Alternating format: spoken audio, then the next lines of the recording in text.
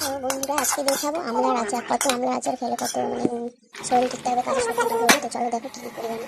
প্রথমে আমলাটাকে আমি একটু সিদ্ধ করে নিলাম, আর এখানে আমি কিছু মশলা দিয়েছিলাম, জিরা, মেথি, ধনিয়া, মৌরি সব দিয়ে একটু রোস্ট করে নিয়েছিলাম। রোস্ট করে এটাকে আমি হালকা থেতো করে নিবো, হিমলস্তাতে একটু গুঁড়া করে নিবো। আর এগুলো দেখো মুখ ফেটে গেছে, এগুলো একটু হালকা করে কেটে দিলাম।